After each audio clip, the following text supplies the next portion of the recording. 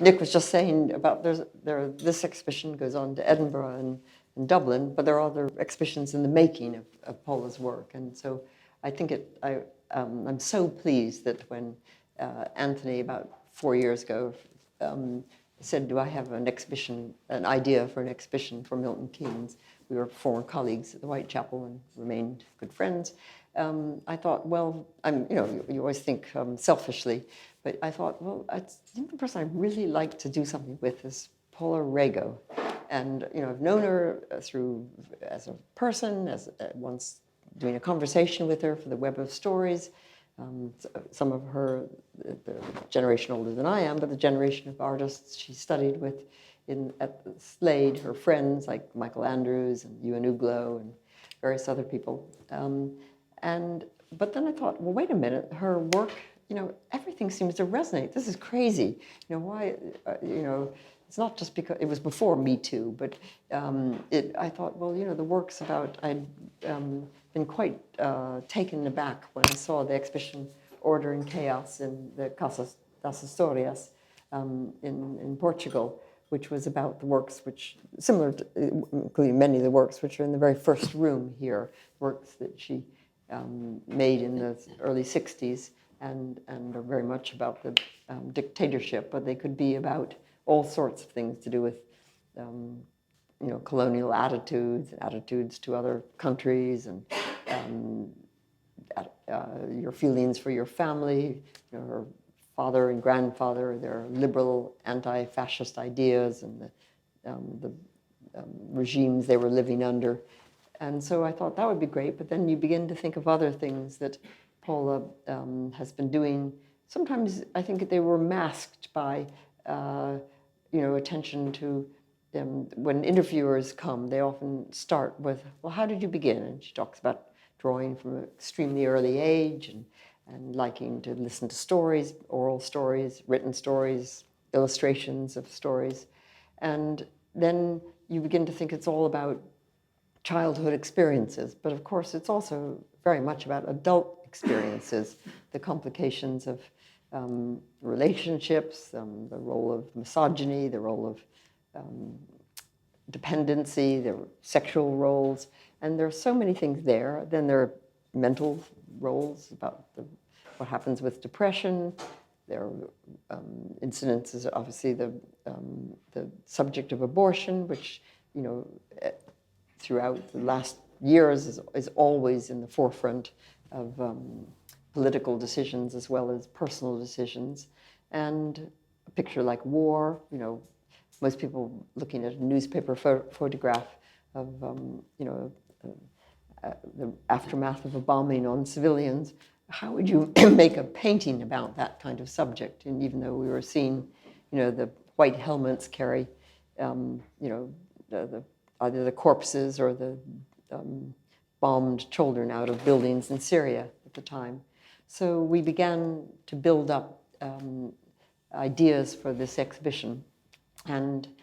But just before I talk about other things, I found also one thing that was so amazing, really, when the pictures arrived, some of them in crates, some of them, all of them in crates, but some of them I'd seen before, some I hadn't seen for maybe 5 years, or 1 or 2 cases I hadn't seen.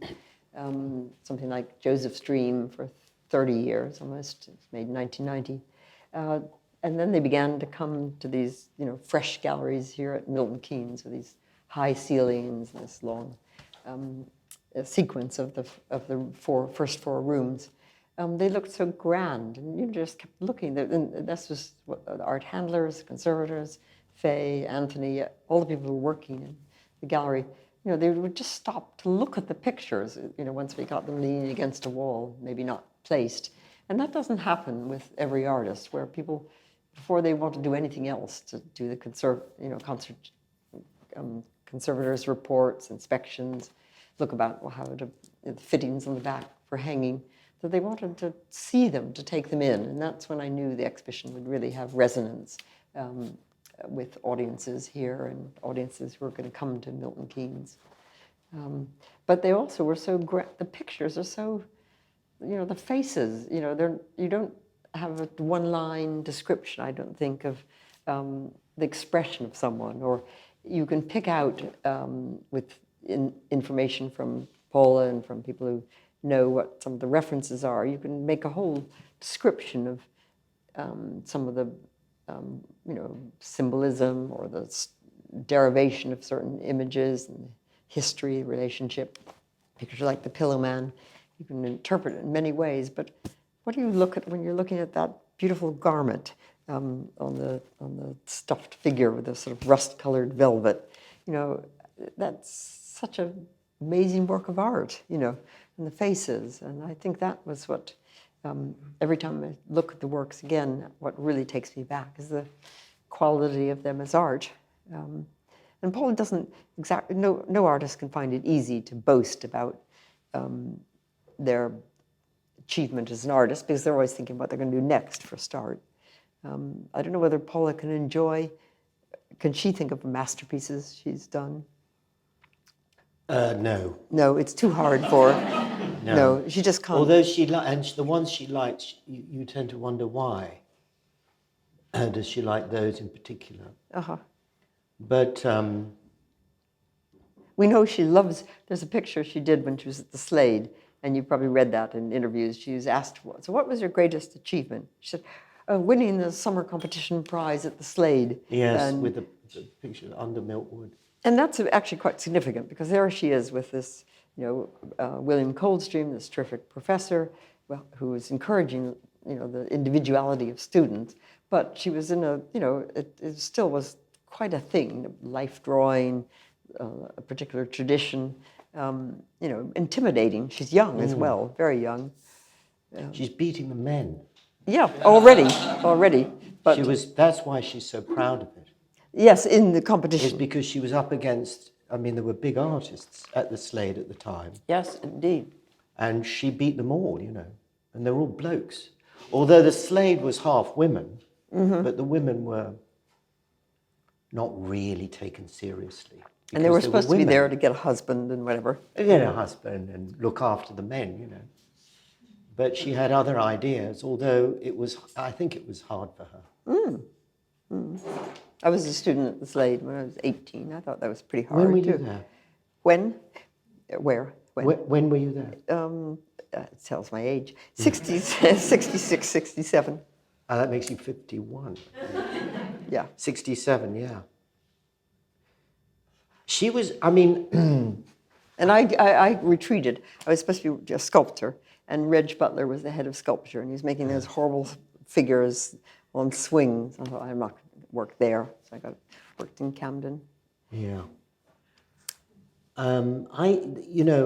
Mum she's my mum. That's why I'm here.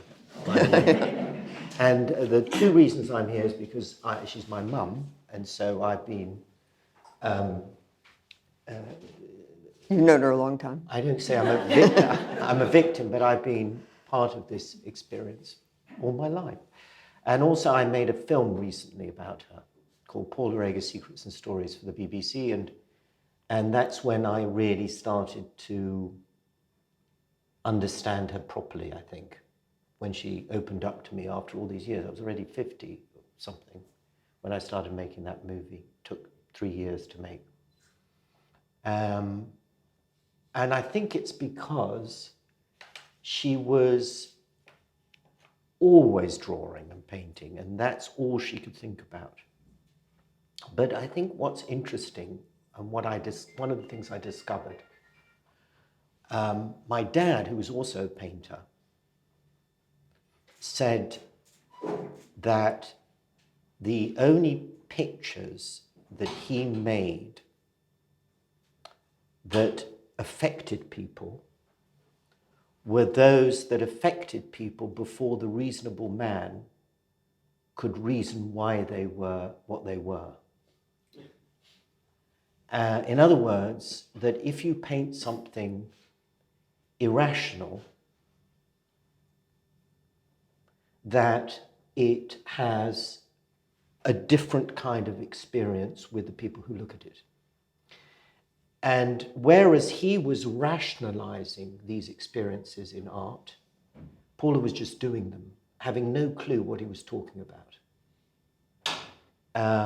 or having some clue. But her, in that way, she is, I think, a pure artist. Mm.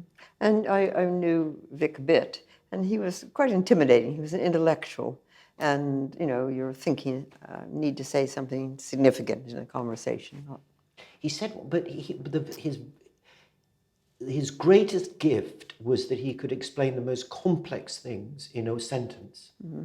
I once asked him when I was a young, 8 or 9 years old, what the point of an artist was. Because I hadn't seen my parents for a year or 2 years, because they were always off painting or traveling the world, having good times. And I was with my grandparents, and he came home once, and I got angry, and said, well, hang on a minute, you're off being an artist. What's the point of it? I had friends at school who are doctors and politicians and accountants, and I can see what the point of that is. What's the point of an artist? And he said, as if it was a definition of an artist in a book somewhere, he said, it came out in one sentence. He said, well, an artist is somebody that goes to places that nobody has ever been before and brings back a picture of it that nobody has ever seen, but everyone immediately recognizes. I must have been 8, and I remember that almost word for word, because I went, I see. That's quite... And yet Paula describes setting out to make a picture as going down the long, dark corridor. I used it in the title of the essay I wrote. Yes. Because she has, she might have, some ideas are triggered. Obviously, they're very autobiographical, but they might be triggered by reading something. In this particular exhibition, we have 4 pictures from reading the novel The Crime of Father Amaro. They might start that way, and she might get some clothes for her models and the sitter, the people she's going to use. And she gets some furniture and some things. She sets up like almost like a little theater in her studio, and it's drawing, which is also quite, decisive. These are big pictures, and then she's starting to lay them out. She's done little drawings too. It changed in the 90s, because prior to the 90s, she never drew, very rarely drew from life. The model. Well, she did it when she was a student, but not for that time. And through that period, from the 50s through the 60s and into the 70s, she changed constantly. Yes, yeah. And those changes, which are, when we look back on them, they feel, you can see a connection and a development in the way you can see other artists. Picasso changed all the time, and it seemed to make sense. But in her case, it was felt. There was nothing, I can't say that there was anything intellectualized or cerebral about what she did. She occasionally, for instance, the abortion pictures was something that she wanted to do because they were political. Yeah, and she says that. She's proud of them because that's very special. It came from an emotional reaction to the failure of the referendum to endorse legalizing abortion. And then it also came, of course, from her, her peers or girlfriends, but also from the experience of knowing how tough it was for, people who didn't have any money, fishermen's wives, farmers' wives, people who would get pregnant in the 50s and 60s, and they didn't have the option of, getting on a train or an airplane and going to the city. And it's true that too, but most of all, it was her own abortions that fueled that rage. And it was that rage that made those pictures and made her really want to make them. I remember the morning when the referendum was announced, and she was so angry about it. But the thing about Mum is that she never really showed much her anger. I remember her losing her temper maybe twice in my life. No, that's extraordinary for a parent. Well, I mean, you're calling her a parent. That's I know, but even so, but you and your sisters must have been irritating occasionally. We were, and we would get, and the adults in the room would scold us and so forth. But that wasn't. Yeah. It was never the adult. But she would be on. If she was there, she'd be. No, I think that everything went into the picture. All her emotions, her anger, her passions went all into the painting of the pictures, and she wasn't as good at real life. It's not to say that, you know, she didn't love us or we didn't love her back.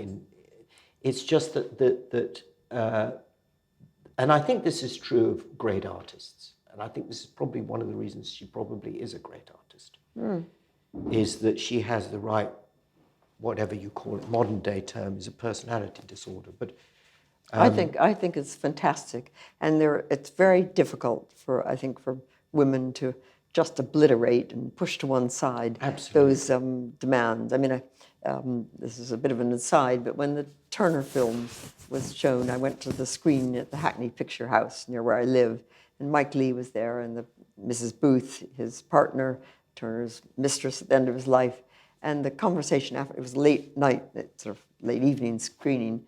And when people in the audience started saying, how could you make a picture about Mr. Turner and not talk about what he did to his daughters? He wasn't a responsible parent, you know. And it was like, what, you know? But I think artists have to be really selfish. I think it's a good quality. Yes, I think self-centered, and it's self-disciplined it's true, too. not only of artists, it's true of everybody. Yeah, yes.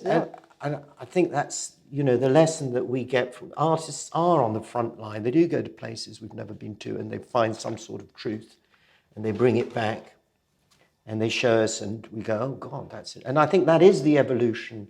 I always think of the evolution of mankind as being better expressed in art history than it is in history often, because you do see how we've changed very dramatically over the years through our art.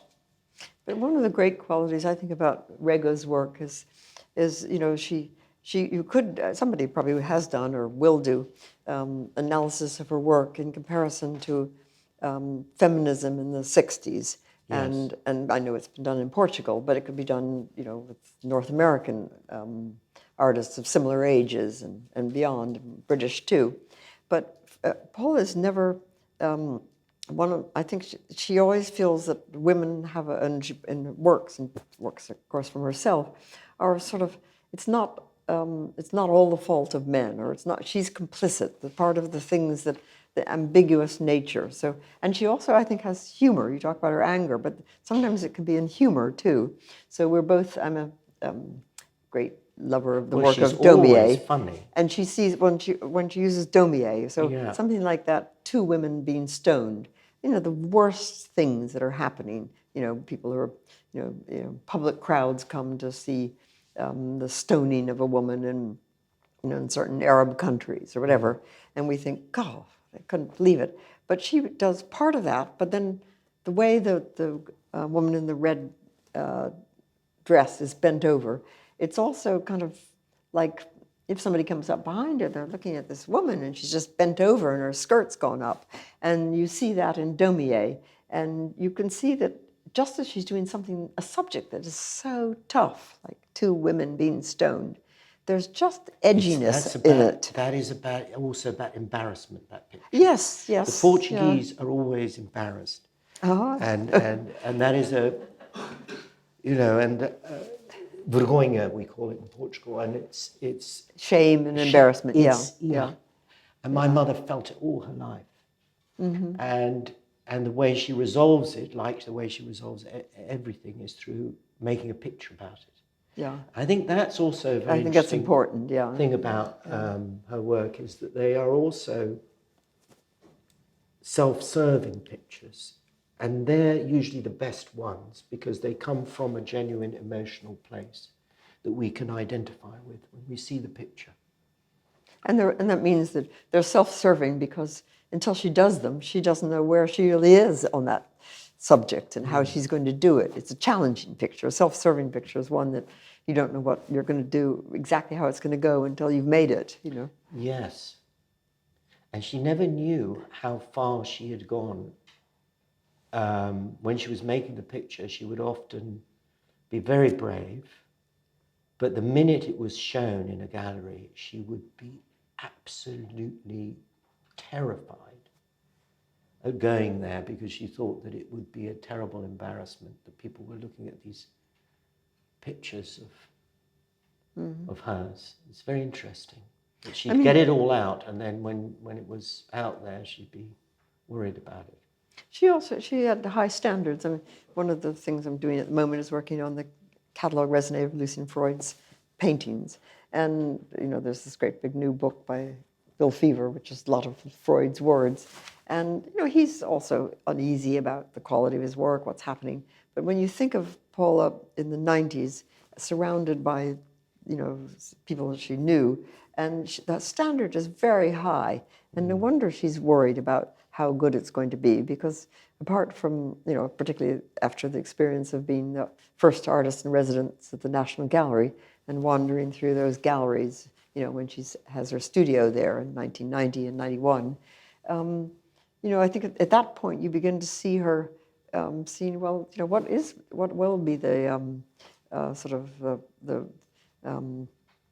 you know, legacy of my work, and you know, her ambition is stronger, and there's some fantastic sustained energy in the 90s. Incredible when you think those pictures, how, you know, how they're made. They're not made easily, but also, you know, she doesn't know where they're going to land up, and most artists don't. But she's honest and probably nervous about it. She's not arrogant at all.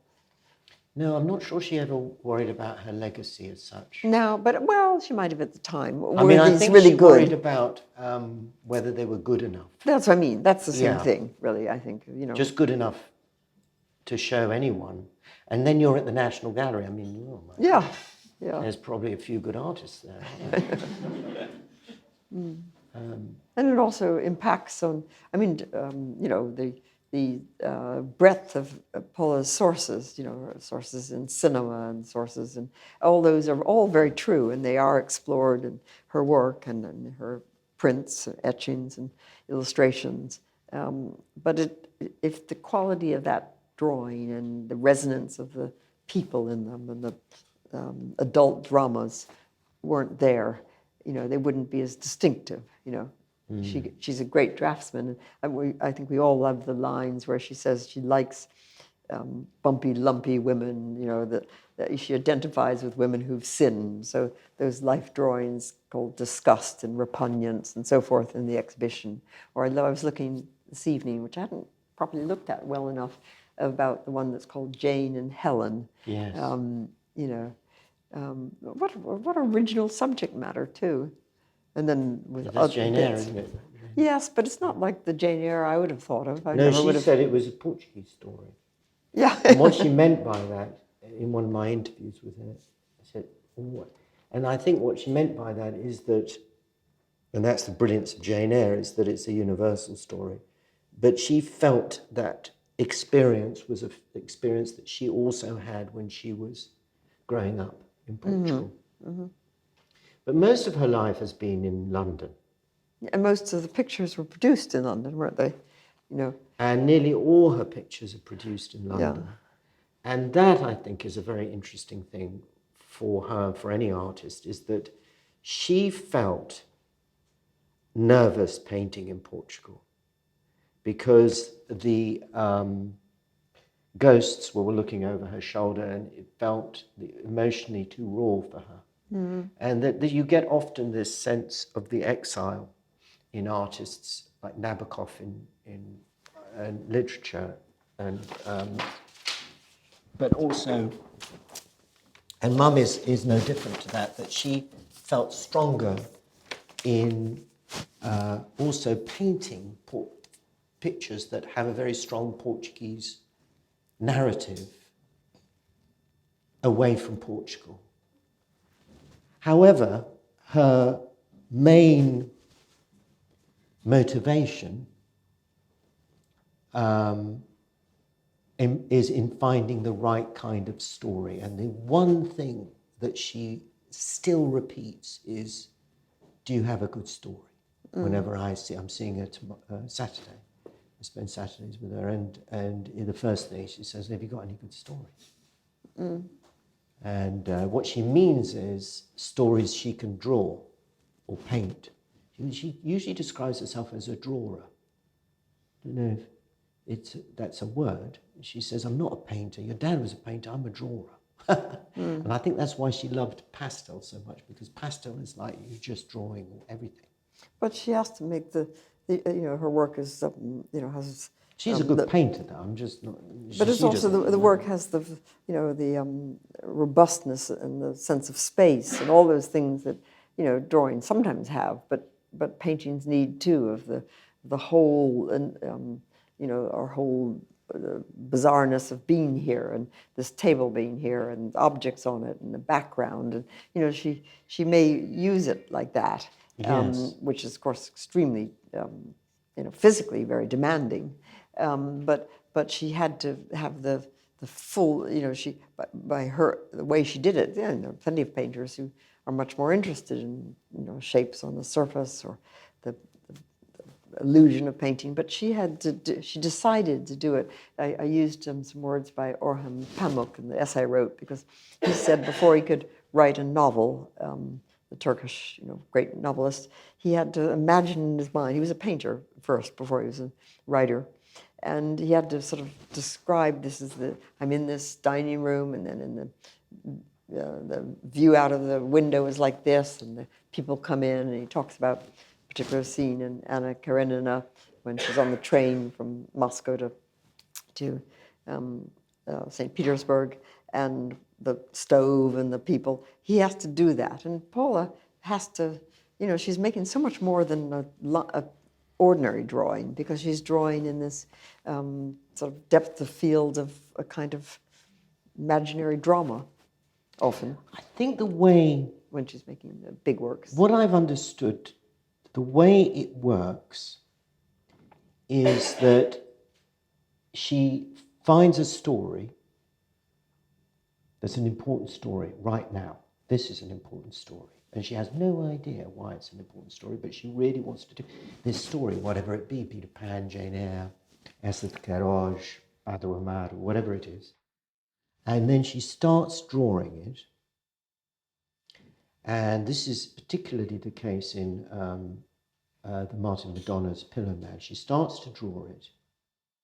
And then she realizes that actually it's got, the reason she needs to draw this story has got nothing to do with Jane Eyre or the Pillow Man or Peter Pan or any of that.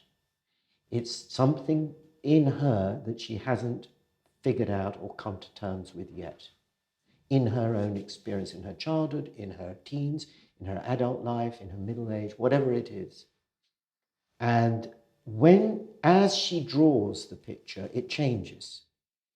And the change is very important because it's leading her unconsciously into the territory that she must explore in order to figure out what the fuck's wrong with her.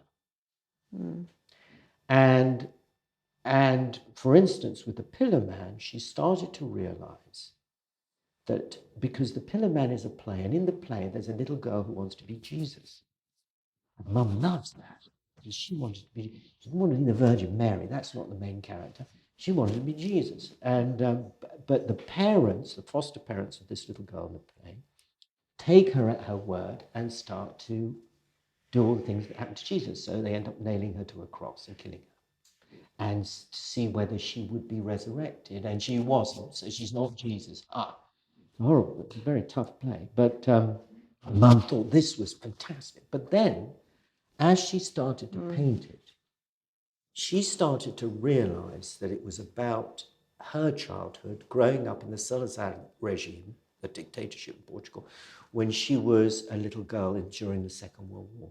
So she says, shit, okay, and she goes to the Imperial War Museum. She starts reading up on the Second World War. She starts researching Portugal during that period. She realizes that it's actually about her hometown Estoril, where all the kings and queens had fled during the Second World War, where all the spies, including Ian Fleming and they're all in the all went casino, to the weren't they? casino where she went to do her dance classes. And she saw the Viscount of Paris, the only French nobleman, picking up boys on Tamarige Beach, and she saw Saint-Exupéry, who was there, the little prince right on the bridge, and so she puts him in the picture.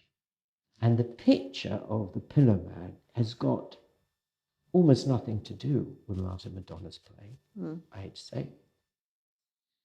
But his stories began a journey of self-exploration that led to her figuring out the childhood trauma, if you can call it that. She wouldn't call it trauma because she thinks all experience in one way or another is an experience, and I don't think she thinks of trauma necessarily in those terms, although she had many traumas, poor thing.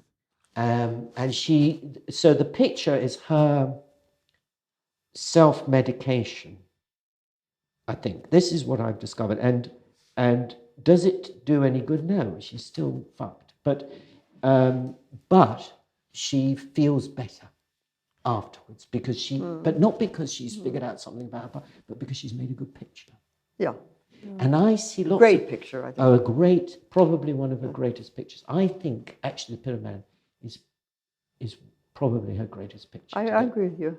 But I have another reason for the reason I all the things you said are absolutely true and really there, and that duplicity of people in exile, from both sides of the Nazis and the others, but mixing together in Portugal, so-called neutral Portugal during the time.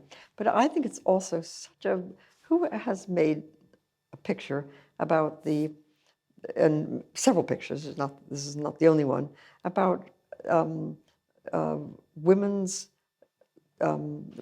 girls' relationship to her father, and particularly a father that you really loved, but a father who doesn't get all the things they want in life. I think of my, Paula's father died when she was just over 30, and she was just beginning to show that was good. He really believed in her work. You think what you wanted for your parent, and maybe a woman for her father particularly, you wanted them to fulfill what their dreams were and have a better life or something else. You keep going over those things in your mind, and I'm sure it works in various parts of a family, not just that relationship. But it's very important, and so the work also, Snow White with her father's antlers, when the girl in that picture looks like she's about 12 or 14 or something. And the next one on the Prince's horse, and the transition from being the father's daughter to being dreaming of boyfriends. And those subjects Paula has dealt with so well, and so she goes back at the time of the Pillow Man, and her father suffered from depression, and so there's the chair where he sat after dinner, and then there's the girl on the stuffed figure. I mean, those are amazing pictures. Amazing pictures. Amazing, but also subjects. Think of who else. Pleasure and pain. It's the mixture of emotions that conflict and contradict, hence disobedience and hard subjects to get into an ambitious picture, a triptych like that, with all those other nuances. Indeed. I mean, and in the Pillow Man, she makes a Pillow Man. In the play, the Pillow Man is a man who kills little children so that they won't have to suffer life. He's a benevolent... Razors and apples and all sorts of terrible things. Play, it's a brilliant play. It's horrible. It is. And very famous play. I don't know if you've seen it. And now you probably see it all. But we see it in Fleabag and Phoebe Waller-Bridge. Waller-Bridge, his girlfriend.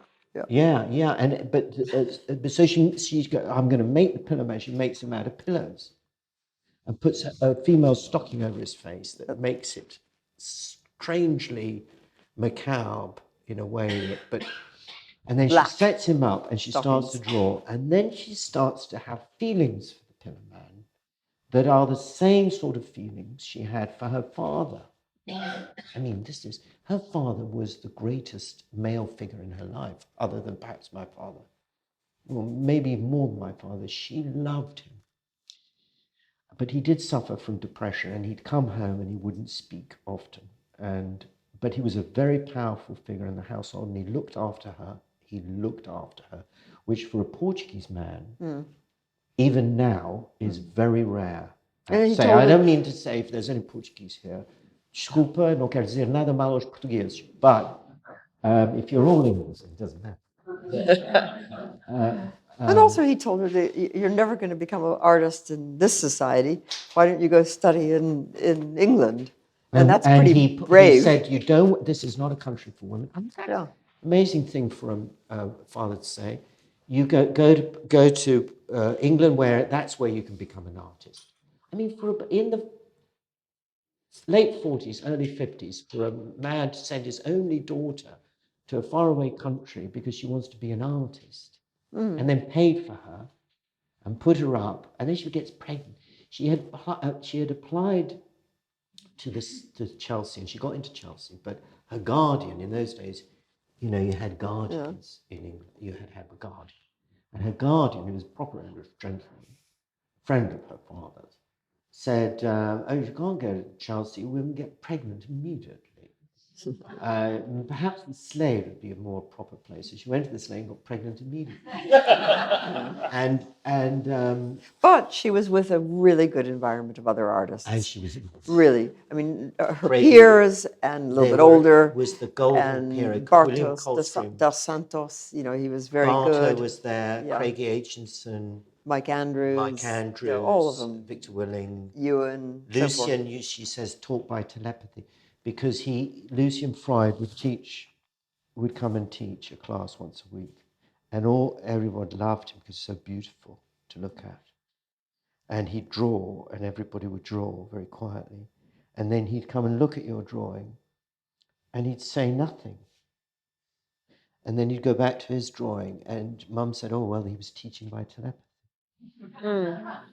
Because he didn't have to, wasn't he? And Bacon, my dad got Bacon, who was sharing a studio with Francis Bacon, and in Pimlico, that studio in Pimlico. And he got Francis Bacon to come and speak to the students. I mean, what an amazing place the Slade was. Coldstream was commissioning an Italian young, first admitting her to the Slade, Lorenzo Mazzetti, who there's a famous film you can see now on the internet called, something my mind's going blank, with Eduardo Palazzi and Mike Andrews are in the role, and it's about two deaf mutes in Docklands. But you know, the mixture of people at that Slade at that moment. They had a little crazy film school. Torvald Dickinson started a film school there, and Coldstream was on the film board, the predecessor of BFI. Yeah, no, it was so she had. So I mean, it also gave her, I think, the good part is it's good to be terrified of how, if you're going to be an artist, you're going to have to, if you can, not everybody can do that this way, not everybody wants to or should do, but if you're going to try to do it, you have to go for it completely, you know. It's nice to have children, but you have to go for being an artist completely. You have to go for being an artist completely, yeah. Oh, well, absolutely. And, you know, and the children will figure themselves out. Yeah, you're all great. You know. We're all great. Yeah. And they're also very funny. When the day of the opening, there was the lunch for the lenders and some of Paula's friends, and then there was an evening private view, and Paula went off for rest. And the three of them and their partners and children, you know, they're all for Paula, but she's not a goddess. You know her as a person too. Yes, I recently discovered that. She is a person, but no, obviously we know very different well, I don't know, different, but And you can support her without being yeah, in reverence. she's filled with, you know, like anybody, I suppose, self-doubt and you know, anxiety and depression, sadly, for many years. Yep. And And she vanity. does, and vanity. and she Everybody does need will. looking after, but then she resents you for looking after her. You know, like normal people. Yeah. And normal people as they get older, too. And normal people as they get older. She did a brilliant, I'm doing her archive. One of my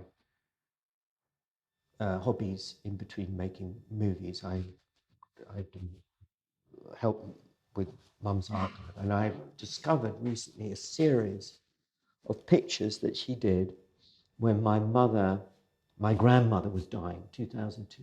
My grandmother Baba, who was her mother, Portuguese, a very powerful figure in her life, very important, who she resented bitterly but loved absolutely and wanted her to be there but resented her for being there, you know, all those complex mixed up emotions. And I found this series of pen and ink wash cut things of misericordia, they're called, of old people being looked after when she put my grandmother in a home in Highgate. And Mum never looked after her, but the pictures look as if she has an intimate knowledge of what it is to be old and dying. Mm-hmm. You know? And again, and I feel what that, a subject of modern life. but for a woman, fantastic. woman old and dying. Yeah, no, it's And terrific. and the lack of dignity, and the embarrassment and the shame and the, you know, all those, they're all in all those emotions are stuffed into these pictures. I know. But these are real subjects for art, you know, that people are exploring. But Paula has, you know, has explored this. I mean, obviously, your father becoming more dependent as his multiple sclerosis, you know, invaded his life more, but also more doing this fantastic. When is the exhibition of Vic's? There is an exhibition of Victor Willing that starts at Hastings Contemporary on the 19th of October. 19th of October. And it's a brilliant exhibition. If you don't know his work, and we're showing some Paula in it, but if you've never seen My Mother Nude, you can see 8 or 9 pictures of her beautifully. Yeah, they are. When she looked really good nude. Sexy. They're very sexy pictures. Sexy. Yeah, they're great. Made in the 50s and 60s, early 60s. And also a portrait of her, unbelievably. I mean, he was a really good painter. You know, he had that facility that he could do that, and it looked like exactly what, you know, that Velázquez thing, you know. He had that ability. And so we've put together a retrospective of his work that starts in the early 50s and goes up till his death in 1988.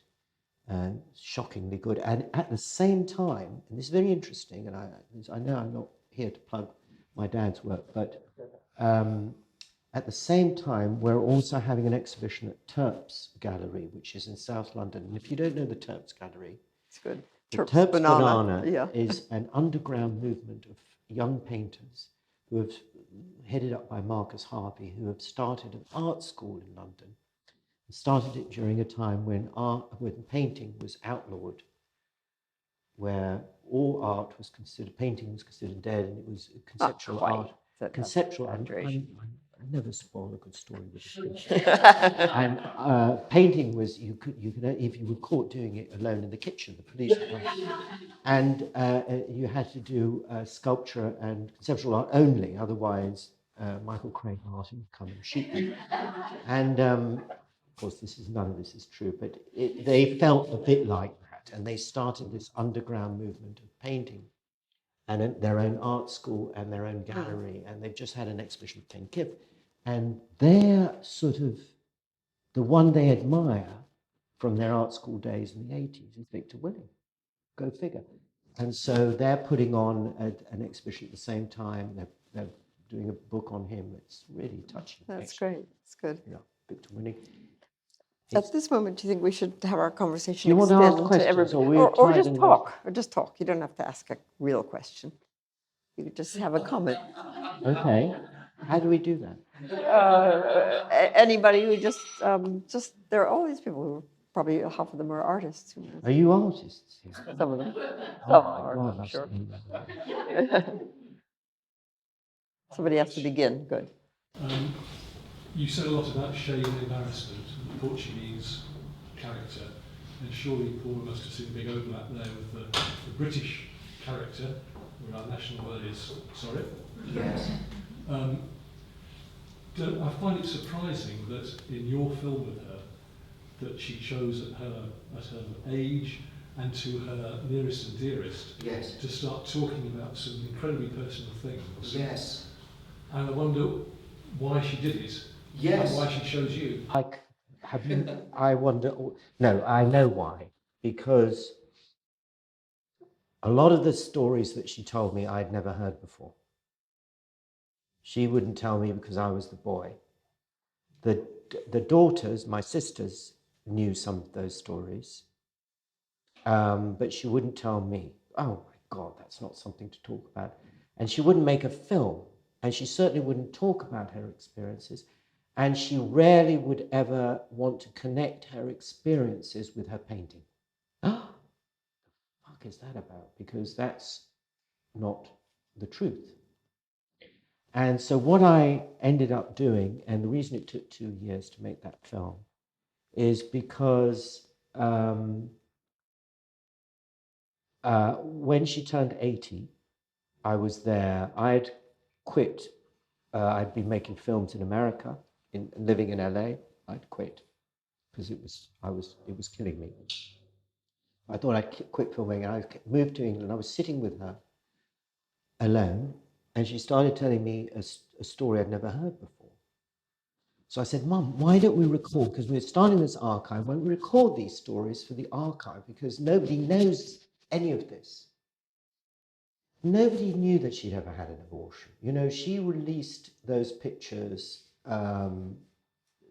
in 2004, 5, you know, when they were first shown prior to the second referendum.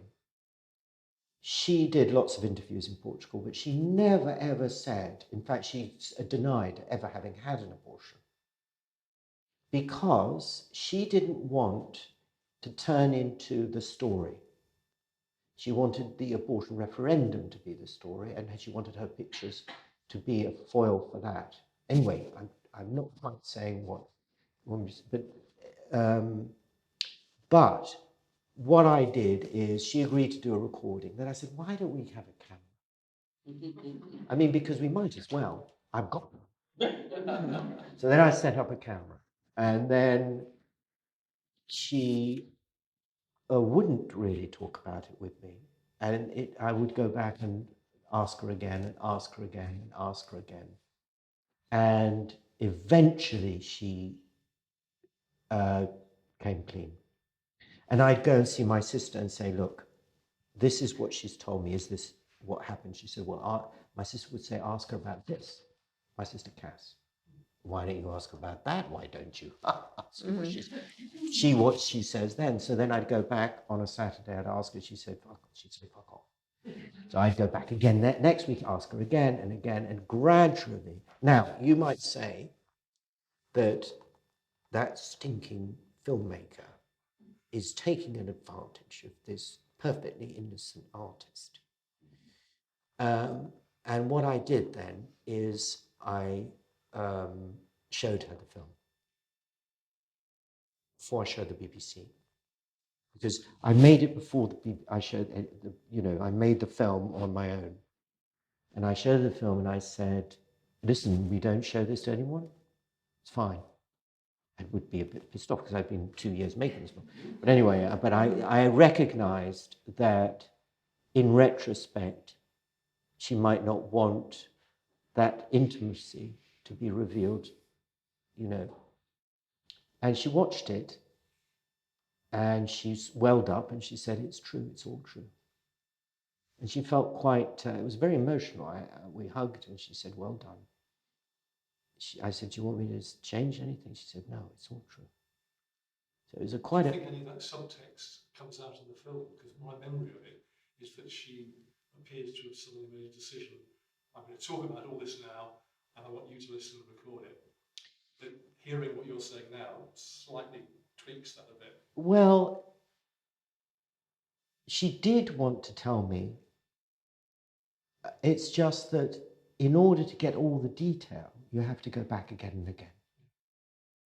And you also very well used home movies, which are wonderful that there were home movies, and I mean, I had the ambience of the time too. I absolutely was very fortunate that my grandfather was a keen amateur filmmaker and did a lot of filmmaking. But so she wasn't just sitting on the couch responding to questions. No, but also the only thing she didn't care about. The only intimate detail that she was worried about was how she would be judged from admitting that she suffered from depression. And so that was the only thing that really I had to, because I knew she did, and I knew that had been a thing all through her life. And it's important because the work is a victim of that condition, but it's also wouldn't be done unless she was a depressive. So that's an important. And she's not alone, so it's a good thing that she felt it could get out. And also, she's like Spike Milligan. You know, most of the time she was hilarious. Yeah. Then she would go into black places, and then the only thing to do was to work and draw and draw and draw, and we'd lose her for months sometimes. And but that's the intimacy is not my experience of my mother for most of my life. It's something that I managed to reveal in her 80s. But that is also true of people who become 80. They go, well, I've got nothing to lose. Most of her life, she was worried what people would think, what her mother would think. Even when she was dead, what would my mother think? I remember her mother, very well dressed, very trim, very. Yeah. Was creating that film important for you as yes, well? For me, in terms of, yes. Of your development of the relationship with your mother? It was hugely important for me because I stopped. Of all the children, I was the one that admired her most throughout my life because I was so proud of the fact that she was such a good artist. I mean, it's really cool having a mother like Paula Rego. And you're the boy, because the mother's different to the boys. And I'm the boy. I don't know if that was good. There's a funny parallel because, of course, Jake Auerbach is a filmmaker too, about his father, and he made one film with Hannah Rothschild in 2001 about the sitters, and then he made a film called Frank in 2015. But both, artists have to be selfish. And in his case, his father didn't live with him from the time he was 3 till for the rest 16. of his life, really. But came back to relationship with his mother. He got a note when he was 16. Yeah. If you would like to meet your father, come to this address. Remember? Yeah, to this restaurant. Tell me place this, on that Jake funny, Frank Arvos. the dodgy Greek restaurant too. They started to go to it. Well, he first just down was the road given from the the address studio. of the studio. And he'd come back, and he was on his way back from school, and he'd ride past on a bicycle every day, and he didn't have the guts to go in. And then one day, this was after some months of driving past on his bicycle, going, never mind. He knocked on the door, and Frank appeared at the door and said, "Hello, I'm Jake." I mean, that's something else. Yeah. So. But I think that's very different from me because she was there. She never left. I mean, she was not present a lot of the time, but I felt part. I know every picture that she did. I mean, that's because my life's history is her pictures. That's how we measure you know, when I was 10, I remember that's the, you know, I remember the things she did in the 70s and the 60s, which is one of the reasons I'm archiving, because I recognize them immediately. Oh, that's... Other comments? Or? Is there, can I ask, you said there's, in the film there's a real intimacy, but there's no audience present while you're filming, so the intimacy between you and your mum is, it's very real, it's tangible, you can feel it. And some of the things that she shares are extremely intimate details about her life, and then obviously you as a son hearing that for maybe the first time is, I don't know whether it's shocking or whatever it is, but it would change your perception of who your mum was prior to you even being thought of. But what I wonder is, then that being shared via that film to all of us fact-hungry people that admire Paula Rego, how does that feel? Because I don't think it dilutes the information, but obviously then that becomes in the public realm, it becomes everybody's information, and there's a, is there intimacy lost by that, or? Well, no, I didn't think so. I mean, I feel, no. I mean, what I miss is who she was. You know, she was different. You know, as we get older, we all change. And she's been different people throughout her life. There were periods when she was in her 40s and 50s, she's an enormously powerful person in the room. Enormously attractive, I remember. Very attractive, could be quite intimidating if you're a child or not even a child, but a son or a daughter. Just her look, a disapproving look would be just very, you think about that for weeks. So but now she's not that person. And because we all change.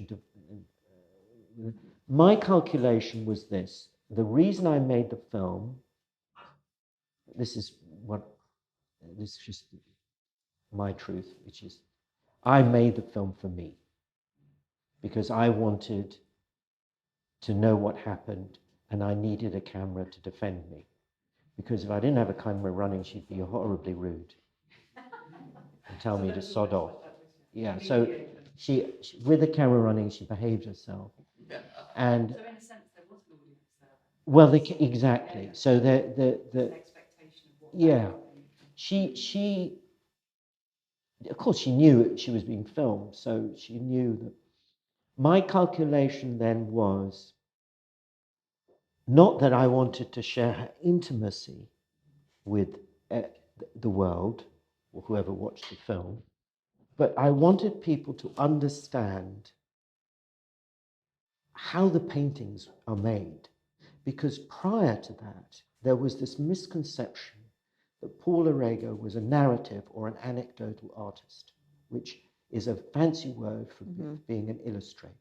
Yeah, and in I England agree. in particular and throughout the world, there is nothing worse than being an illustrator because you're at the bottom of the food chain of the art world. And I knew that she wasn't that. So half of me was trying to discover her to reveal something she wouldn't reveal to the world, because she'd say, oh, yes, I'm an illustrator. Yes, I am. Yeah. I love lots of good stories, and I do Jane Eyre and Peter Pan. Yeah. and let's have another drink, Yeah. And, Mum, why do you say that? That's not how it is. I did meet your mum once at Ron Newick privately, and she was extremely charming. She was very giving of her time. And How long ago? Gosh, 6 years ago maybe. Yeah. And she was the picture that illustrates this. Are you an artist? I am.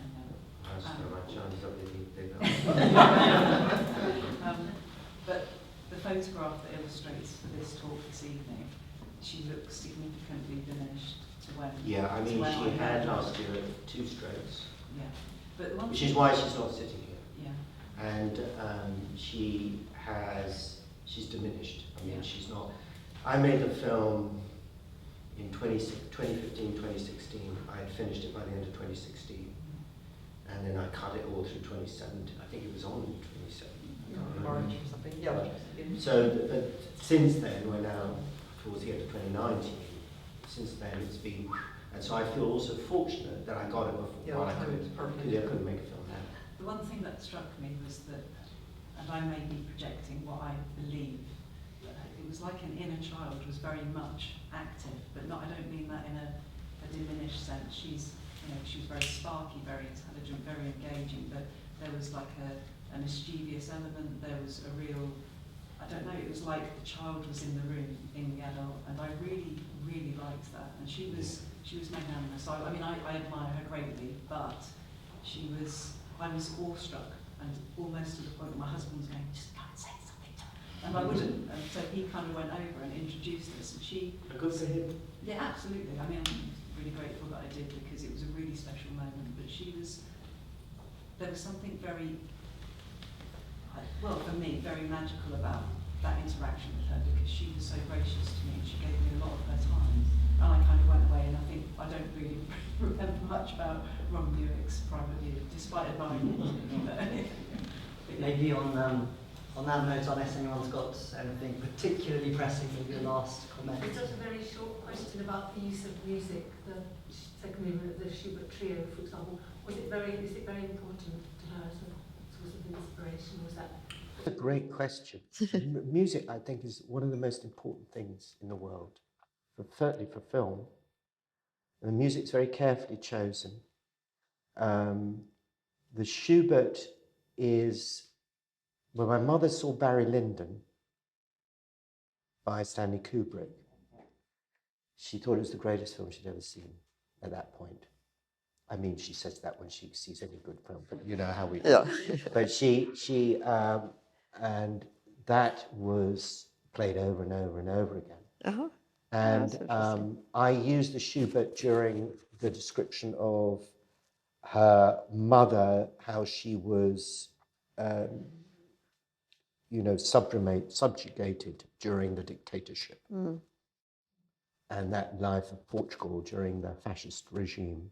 Because she was an artist, but never expected to, Her mother was a sort of amateur artist, but even so. Yeah, she went to art school for 3 weeks or something. Oh. But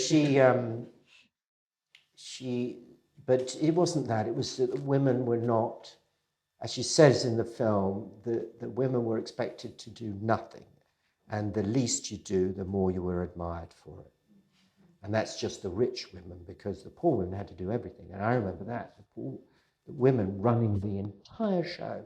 The men were off getting drunk at the cafe and running, going and making lots of money doing nothing. But the women ran everything, But the rich women didn't do anything.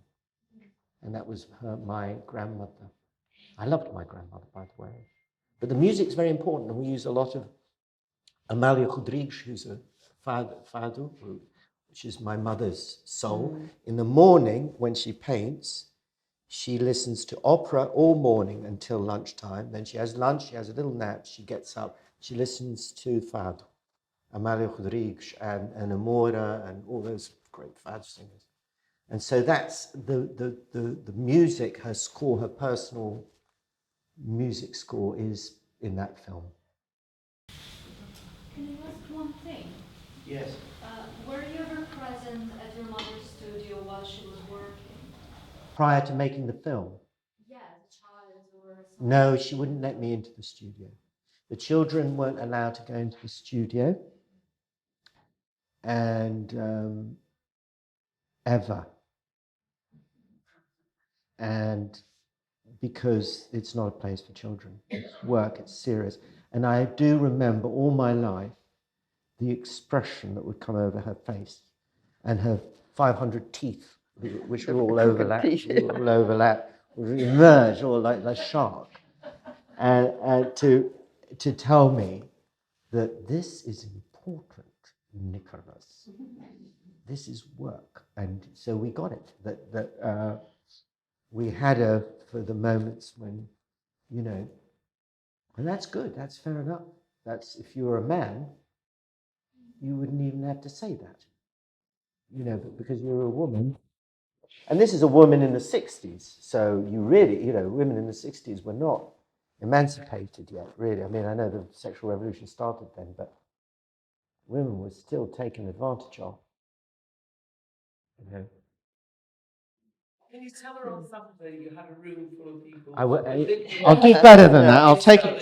I'm going to take a picture of you to show her. Good. I do this sometimes because she doesn't Okay. believe me. She goes, no. Great, great. And we've even got a camera here running. Oh, I'll have to take a panorama. I hope you don't mind. And don't make any bad faces. Start with Anthony. Pano, there you go. That's great. Oh my God, I now need. I get Catherine there. I don't know about you, but I could listen to these two speaking for the rest of the evening. We'll probably have to draw it to a close there. Will you join me in thanking Catherine and Nick?